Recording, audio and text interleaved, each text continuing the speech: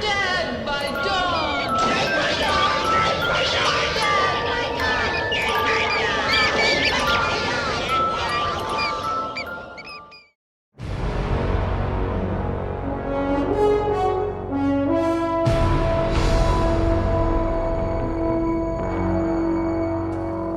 What a thrill, with darkness and silence through the night. What a thrill. I'm searching and I'll melt into you.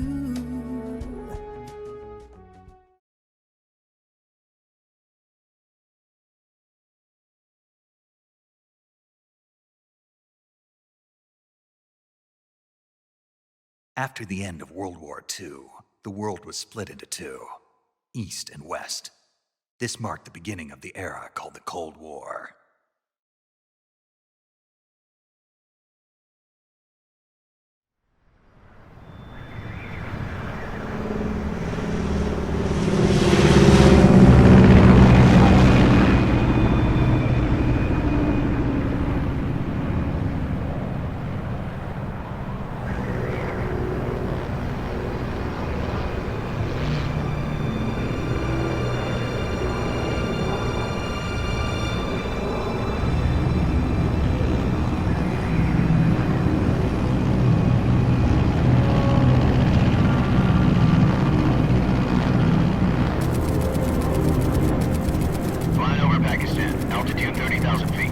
Approaching Soviet airspace.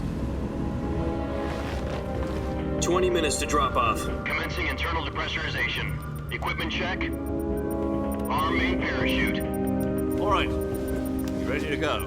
Drop zone still showing a high pressure mass. Cav okay. Good. We've got high visibility.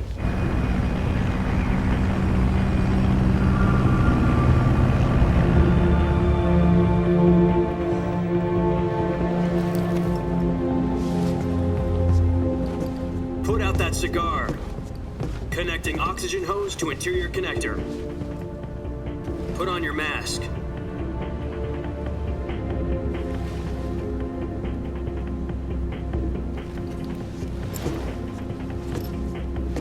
Does this panty waste know what he's doing? Approaching release point. 10 minutes to drop off. Hey, are you deaf? He said put out the cigar and put on your mask.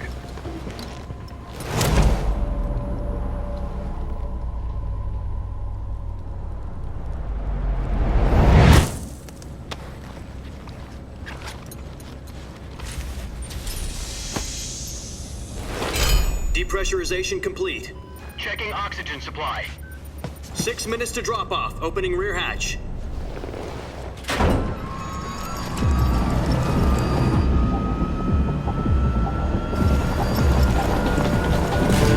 Sunrise.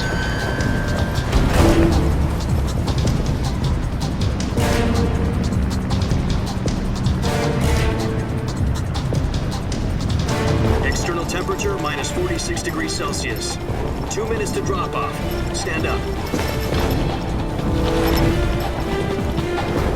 You'll be falling at 130 miles per hour.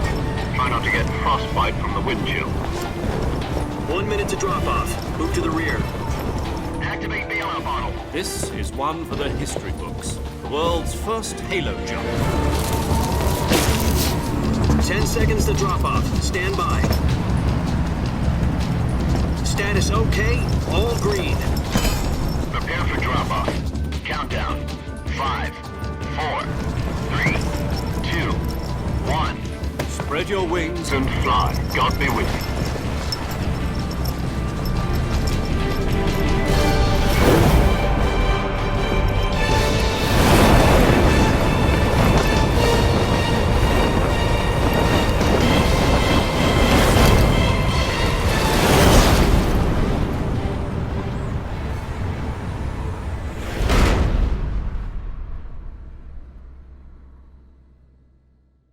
Jack, I've got some important news. The head of the CIA has finally given us the green light for the virtuous mission. Virtual mission? No, the virtuous mission. The future of our Fox unit depends on it. If it succeeds, we'll be officially organized into a unit. Virtuous mission? Sounds like some kind of initiation ritual. You know, don't get cocky. This isn't a training op. Right. So what exactly is this wonderful mission? Well, about 2 years ago, a certain Soviet scientist requested asylum in the West through one of our moles. His name is Nikolai Stepanovich Sokolov. He's head of the OKB 754 Design Bureau, one of the Soviets' top-secret weapon research facilities, and the East's foremost expert on weapons development. Sokolov? Isn't he that famous rocket scientist? The very same. On April the 12th, 1961, the Soviets achieved the first manned spaceflight in history. The Earth was blue, but there was no God. Well spoken. The rocket that carried Yuri Gagarin into orbit was the A-1, known as the Vostok rocket. Sokolov is said to be the man most responsible for the multi-engine cluster used in that rocket. After Gagarin's flight, Sokolov left rocket development to become the head of the newly established Design Bureau. From a lowly technician to head of a design bureau, that's quite a success story, so why do you want to defect? It seems he'd become afraid of his own creations. Afraid? Call it a crisis of conscience. And for that, he left his country and his family behind and went over the fence? Not exactly. One of his conditions was that his family was also to be taken safely to the West. We used a mole to get the family out first and succeeded in sneaking Sokolov over the Berlin Wall shortly afterwards. I was the one who conducted the operation. The security on the eastern side was still full of holes back then. Then what? We got Sokolov over in one piece, but the whole ordeal had left him exhausted, and we checked him into a hospital in West Berlin. It took him 2 weeks and more than 600 miles to get from the research facility in the Soviet Union to Berlin. He was in no condition to say anything coherent. And it was only a week later that we had something much bigger on our hands. The Cuban Missile Crisis. October the 16th, 1962, President Kennedy received word that the Soviets were in the process of deploying intermediate-range ballistic missiles in Cuba. The President demanded that the Soviets dismantle and remove the missiles. At the same time, he announced a naval blockade to prevent further missile shipments from reaching Cuba. But the Soviets didn't back down, instead placing their armed forces on secondary alert. Soviet transport ships carrying missiles continued on course towards Cuba. US and Soviet forces went on alert for an all-out nuclear war. Frantic negotiations were conducted through the UN's Emergency Security Council and unofficial channels to end the hair-trigger standoff. Finally, on October the 28th, the Soviet Union agreed to remove its missiles from Cuba, and so the world avoided a nuclear holocaust. But in order to get the Soviets to pull their missiles out, we had to make a deal. You mean the one where the US agreed to remove its IRBMs from Turkey? No. The Jupiter IRBMs deployed in Turkey were obsolete, and we were going to get rid of them anyway. They had no strategic value whatsoever to either the US or the Russians. The Turkey deal was a ruse, a cover story that was fed to the other intelligence agencies around the world. So what did the Russians really want? Sokolov. They wanted us to return Sokolov. You mean the Soviets pulled out of Cuba just to get their hands on Sokolov? That's right. What the hell was he working on? At the time, we had no idea. We were running out of time. It was either give up Sokolov or risk full-scale nuclear war. In the end, we had no choice. President Kennedy gave in to Khrushchev's demand. The next day, I got Sokolov out of the hospital, handing him over to agents on the eastern side. Sokolov kept on screaming, "Save me," until he disappeared from my sight. Then a month ago, we received some new information from one of our moles. About Sokolov? Yes. He was taken back to the research facility and forced to continue working on the weapon in question under KGB supervision. What's more, it's on the verge of completion. So what kind of weapon is it? Something to do with space rockets? No, missiles. Same technology. I guess you're right. We don't know the details, but it appears to be a new kind of nuclear device. For half a year now, the Soviets have been conducting frequent nuclear tests at Semipalatinsk. Something to do with the weapon, I assume. We're talking about a secret weapon so big that Khrushchev was ready to pull out of Cuba to get it back. Is Sokolov still in the facility? No. According to our intelligence, he's in Selino-Yarsk, a place in the mountains about 3 miles to the west that's known as the Virgin Cliffs. The Virgin Cliffs. Nice name for a virtuous mission. They moved him there just recently. Why? Apparently, they're conducting a field test of the weapon, but it's our best chance to get him back. This mission would never have been possible if he was still in the research facility. This is our last chance. Sokolov must have known that too when he contacted us.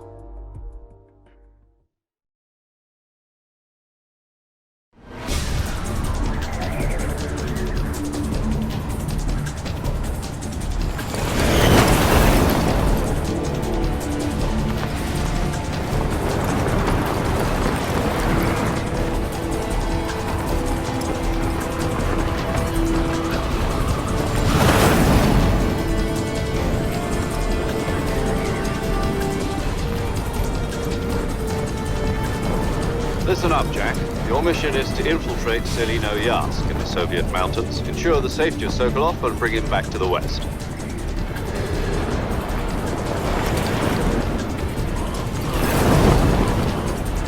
If we don't get Sokolov back before that weapon is complete, we'll be facing a major crisis. The clock is ticking.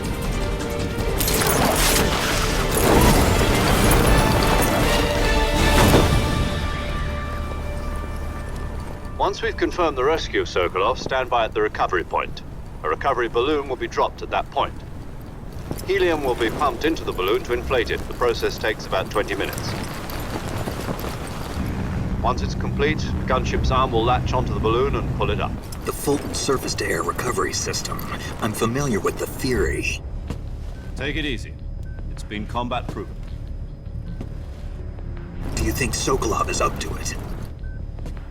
The shock will be less than during a parachute jump, and the arm can handle up to 500 pounds. So you're planning on going over the border in a single combat Talon? She's equipped with 2 6-barrel 20mm Vulcan cannons, as well as 2 40mm machine guns. Sounds like she could hold her own against a battalion of tanks. Even with the fuel in the reserve tank, we're facing a 4-hour time limit. If all goes well, it shouldn't take more than a few hours. Home in time for dinner. But if anything goes wrong, you'll be eating dinner, breakfast, and all the rest of your meals in the jungle.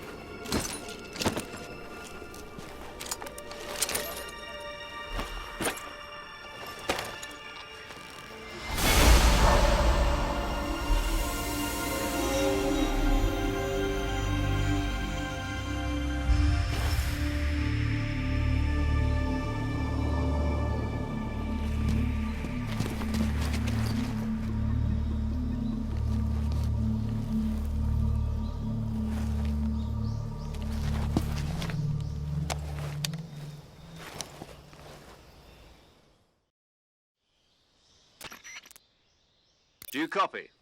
You're already in enemy territory, and somebody might be listening in. From here on out, we'll be using code names to refer to each other. Your code name for this mission will be Naked Snake. I'll be referring to you as Snake from now on. You're not to mention your real name. Snake? Oh, you don't like snakes? What do you mean? Well, you've eaten one before, haven't you? In survival training? I'm glad to hear that. I don't know if I'd ever order one in a restaurant, but... Be careful, you might not have a choice. What about you, Major? What should I call you? Let's see. I'll be Tom. Call me Major Tom. This will be a sneaking mission. You must not be seen by the enemy. You must leave no trace of your presence. Is that clear? This kind of infiltration is the Fox unit's speciality. In other words, weapons and equipment are procured on site. That goes for food as well. You're completely naked, just as your name implies. Great. Now I see why you asked me if I like snakes. I suppose calling me Snake was your idea of a joke, too. No, there's a good reason for that. I'll tell you later when the time is right. Gotcha. Getting back to the subject, how exactly am I supposed to feed myself? You've been issued a knife and a tranquilizer gun. Use them to hunt for food. You'll also find some medical supplies in your backpack. Yeah, about the backpack. I lost it in a tree on the way down. I see. Well, you'd better go back and get it then. You know where it is? No problem. I can see it from here. It's stuck on a branch. To climb a tree, stand in front of a tree that's covered in ivy and press the action button. I'll be monitoring your progress over the radio. We can't risk violating Soviet airspace, but I'll be in the gunship. My frequency is 140.85. I'll give you a call if I need to talk to you. If you need to talk to me, use the send function. Okay, Snake, go get your backpack.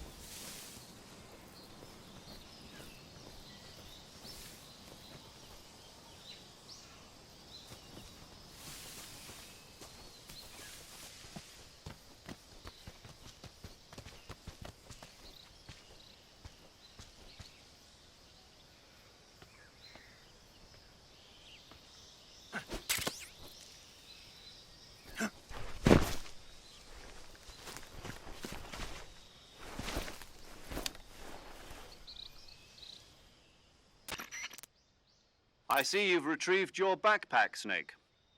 To equip a weapon, it's necessary to take it out of your backpack. In the survival viewer, choose Weapon from the backpack. Your available weapons will be displayed in a list on the screen.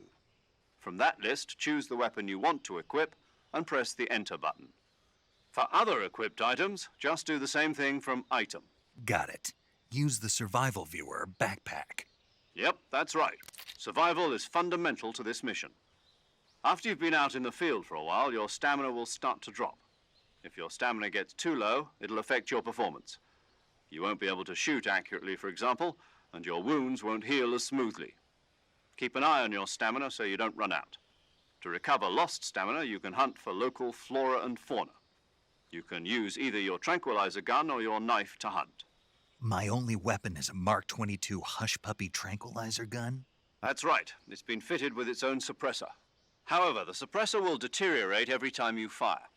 Once its durability reaches 0, the noise suppression effect will be gone. So don't get too trigger-happy with it. The suppressor's durability is shown in the icon. Any weapons and equipment beyond what you're carrying now, you'll have to find as you go. I have to find my own weapons and equipment? Whose crazy idea was this, anyway? Solo covert actions are standard Fox operating procedure. You can't leave any traces of your presence. No weapons, equipment, footprints, sweat, or bodily waste. The same goes for bullets and cartridges, too. Your presence in enemy territory is already a violation of international conventions of warfare. There aren't supposed to be any American soldiers in Russia. It could spark an international incident. You can't let anyone see you. You can't let the enemy know you're there. This is a stealth mission. You're a ghost, Snake, in every sense of the word. And there'll be no rescue if you're captured. The military and US government will deny any involvement in the affair. Then I'll just have to take care of myself, huh? I'm afraid so. You've been given a fake death pill for that purpose. SIS guidelines stipulate that soldiers on covert ops like this one be issued a potassium cyanide capsule. Tape it to your body so you can take it when you need to. How generous of you. Use it if you're taken prisoner by the enemy. It'll send you into a state of false death for a short time. Fooling them into thinking that I'm really dead. So, how do I come back to life? Just take the revival pill. You mean that thing they put in my tooth before the mission? That's the one. But be careful. If you remain in a state of false death for too long, nothing will be able to bring you back. Remember that. I'll keep it in mind. You said this was a solo mission, right? Right. I guess that means I can't count on any reinforcements. Correct. The mission rests entirely in your hands. A real one-man army. Relax. There's a support team ready to back you up over the radio. Who? I'll introduce them to you. This time, survival is of utmost importance. The first member of the support team will be in charge of monitoring your physical condition, acting as a medic, so to speak, as well as recording your mission data.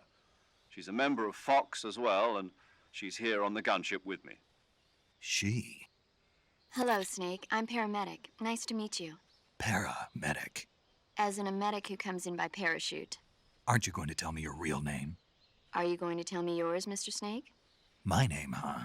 It's John Doe. And they call you Jack for short. You're a regular Captain Nemo. A name means nothing on the battlefield. After a week, no one has a name. What's your name? Jane Doe. Very funny. I wasn't joking, but I'll tell you my name only if you manage to make it back alive. My frequency is 145.73. She's also in charge of recording your mission data. Whenever you want to save, send a message over the reserved save frequency, 140.96. So saving lets me record my mission data. That's right. It also records the state of your health. Good to know. There's one more person I want to introduce you to, Snake. Huh?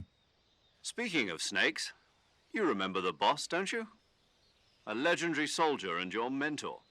Actually, it was the boss that got the DCI's authorization in the first place. She's going to be serving as Fox's mission advisor. The boss is? She also helped me plan this mission. She and I were at SAS together.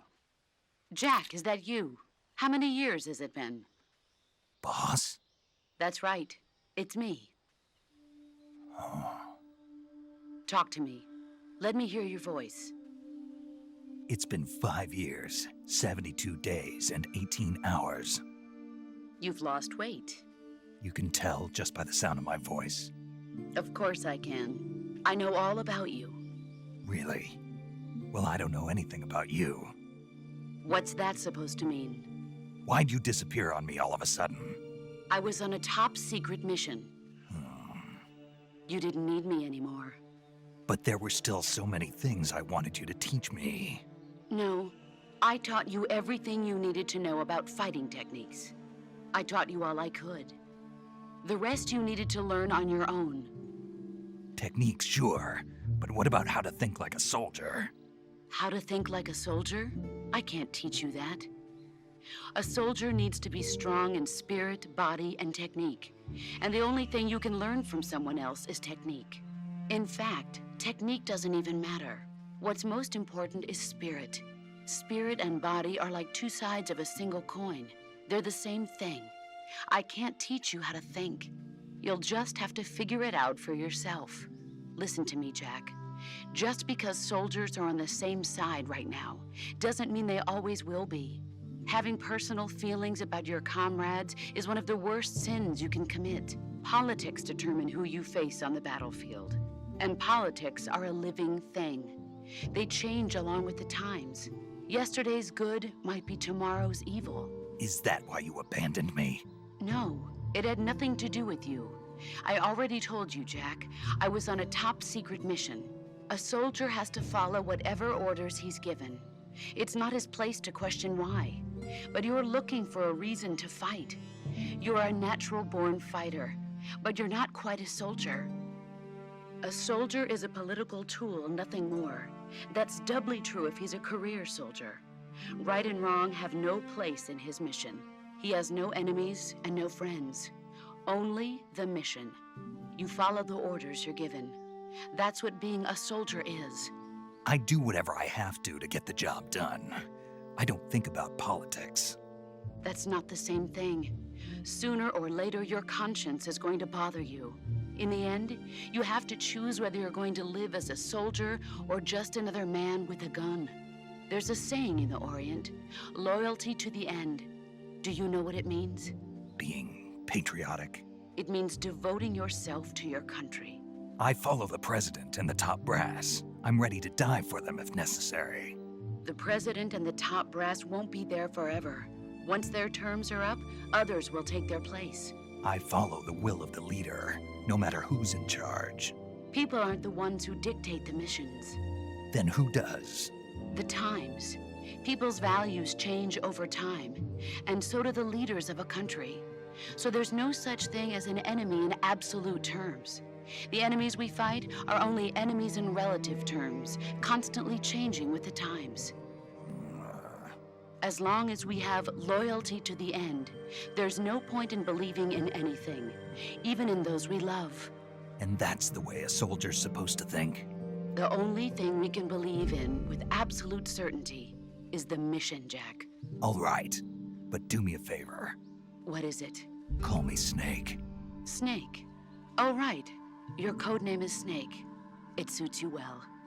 That's right. The legendary unit that the boss put together during World War II was a snake. The Cobra unit, a group of heroes that brought the war to an end and saved the world. As long as you've got a legendary hero backing you up, you'll be fine. Isn't that right, Snake? Yeah, I can't think of anyone else I'd rather have with me. Oh, and one more thing, boss. Yes? It's good to hear your voice again. Same here. After all, who knows if either of us will make it out alive? Snake, you are always best at urban warfare and infiltrating buildings. But this is the jungle. Survival is going to be key. Those CQC techniques I taught you are sure to come in handy. CQC? Close quarters combat, huh? I've been in the Green Berets for the past few years. I'm probably pretty rusty. Not to worry. I'll be here to help you remember. After all, this is your first actual survival mission. I'll be supporting you over the radio. Where are you, boss? Next to the Major? The boss is communicating with us by radio from aboard a Permit-class submarine in the Arctic Ocean. My frequency is 141.80. Call me if you need my advice on battle techniques. Gotcha. Your mission is to retrieve Dr. Sokolov. Dr. Sokolov is being held in an abandoned factory located to the north of your current position. Avoid heavy combat and don't let anyone see you. Don't forget that this is a stealth mission. Snake, try to remember some of the basics of CQC.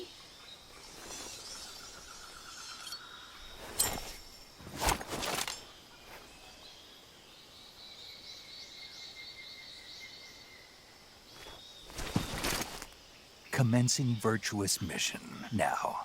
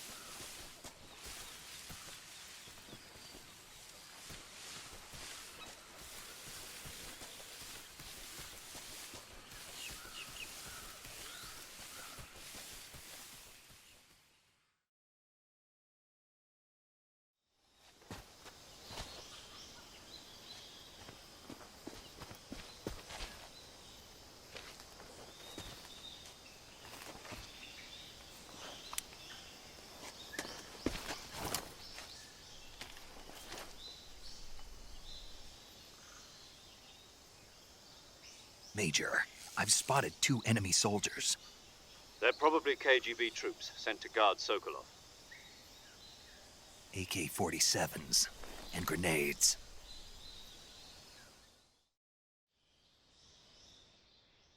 Snake, your presence in Soviet territory is already a violation of international law.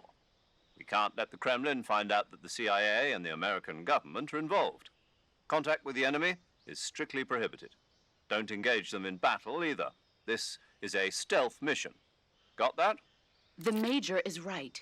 The point of this mission is to sneak through the jungle without being seen. The success of the mission depends on how well you use your camouflage. Change your camouflage by selecting Camouflage from the Survival Viewer. The Uniform option lets you pick your uniform, while the Face option lets you change your face paint. Choosing camouflage that blends in with your surroundings will help you conceal yourself more effectively. Also, don't forget that anything that moves will stand out in the jungle. If you just stand up and run around like an idiot, you're bound to be spotted. But if you crawl instead, you should be able to sneak by without being noticed. You can see how effective your camouflage is by looking at the Camo Index. The Camo Index shows how well your current camouflage blends in with the surrounding area. The higher the value, the harder you are to spot, and vice versa. The key is to make yourself one with nature. Keep that in mind as you go along, okay?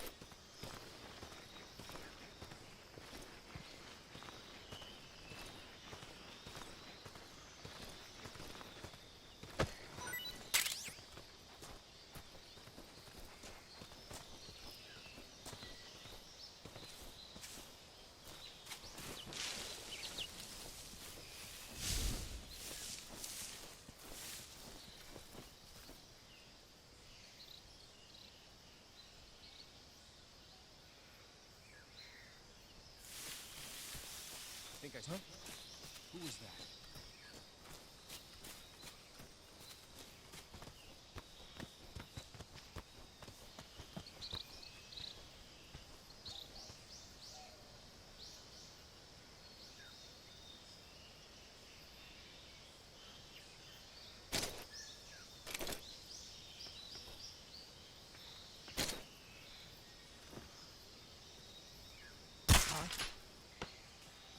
Huh?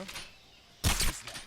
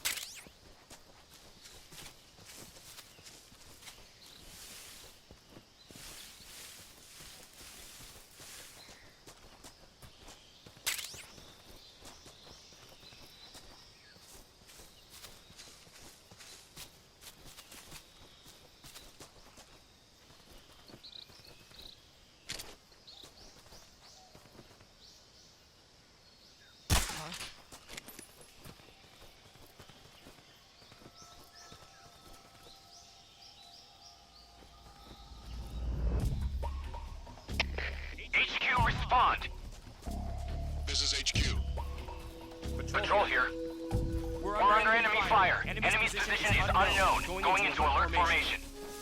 Acknowledged. Sending reinforcements. Use extra caution.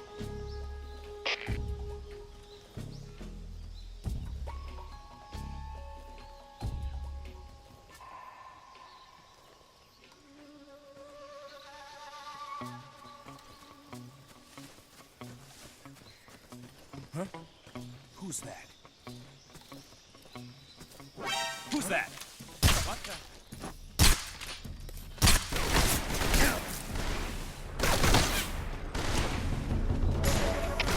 Come in, HQ. This is HQ. Patrol here. Enemy sighted. Commencing attack. Acknowledged.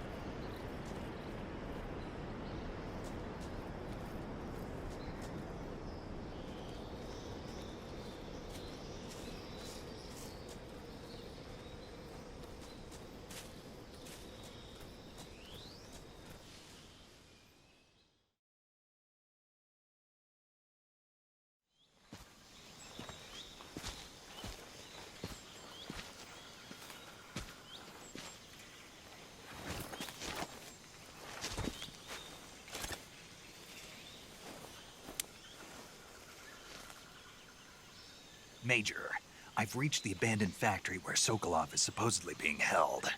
This place is a dump.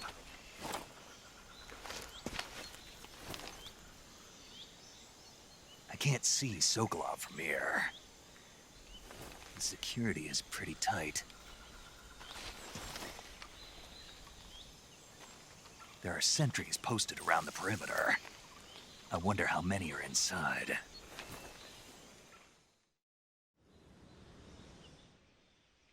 Your objective, Sokolov, is inside the factory. They should be holding him in a room in the northeast section. Northeast section. Got it. Be careful. Your mission is to bring Sokolov back alive. He must not be exposed to any kind of danger. Do not approach Sokolov while in the alert phase. Right. Oh, and one more thing, Snake.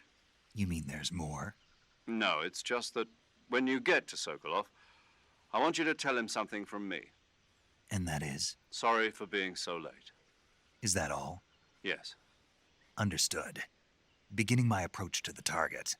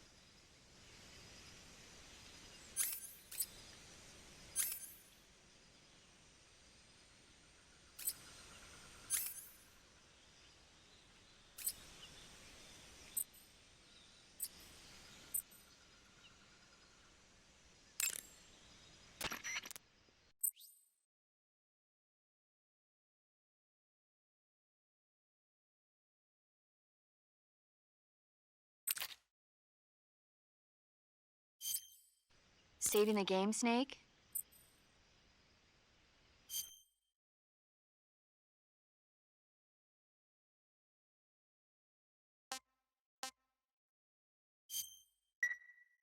Hey, Snake, you ever heard of Godzilla, King of Monsters? No, what is it? It's a movie. You haven't seen it? Nope. It's about this monster called Godzilla, who grows to an enormous size in a nuclear test and goes on a rampage in Tokyo. Nuclear test, huh? Then the Marshall Islands must be crawling with giant monsters right about now. It's just make-believe. Maybe that's why my pants have been so tight lately. Snake, it's a movie, not a report out of Los Alamos. I know. So then what happened? Godzilla is immune to all weapons, and humanity has no way to stop the monster. Dr. Shirazawa develops a new type of weapon, but meanwhile Godzilla is getting closer and closer to Tokyo, obliterating everything in his path. It was originally a Japanese movie, but they made an American version too. I recommend seeing the original Japanese one if you ever get the chance. It's mostly mindless fun, but it's also got a serious anti-nuke message as well. Where can I see the original? You'll just have to go to Japan. Really? That's too bad. If you wait 40 years, you might be able to see it in America too. It might even win awards all across the globe in 60 years. Why's that? 2024 will be Godzilla's 70th birthday. You think they're still going to be making Godzilla movies then? Of course. Everybody loves Godzilla. You sure know a lot about movies. I don't suppose you're the movie-watching type, are you? Not really. Okay, then I'll tell you everything I know. When the going gets tough, movies can save your life. It's always good to be able to look at things from a different perspective when you get in a jam. That's the magic of movies. No kidding. Well, I guess it might at least make a nice distraction. That's the spirit, Snake. Have a little fun.